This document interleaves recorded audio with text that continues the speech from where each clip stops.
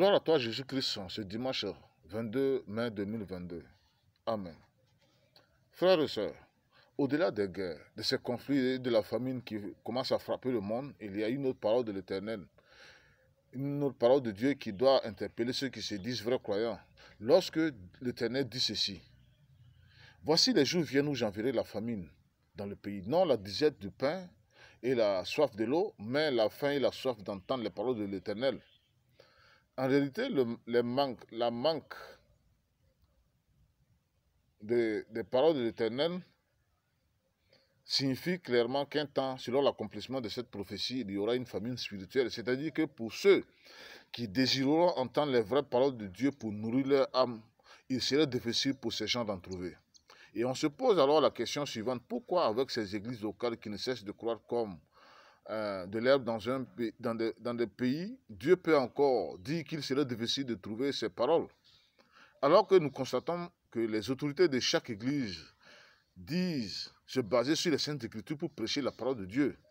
Et même aujourd'hui, presque certaines religions qui ne confessent pas Jésus-Christ utilisent même la Bible pour tenter de justifier leurs croyances.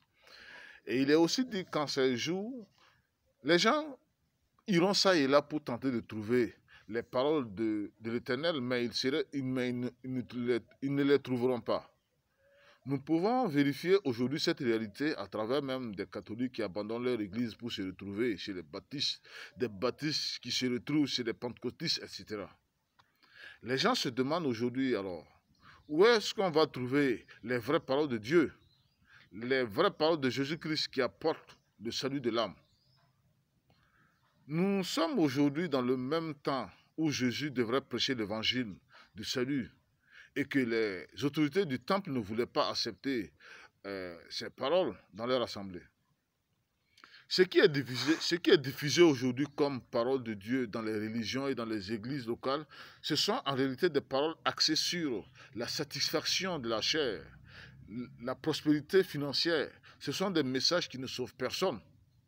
Seigneur Jésus-Christ, aujourd'hui ton église est troublée parce qu'il est difficile d'en trouver tes paroles.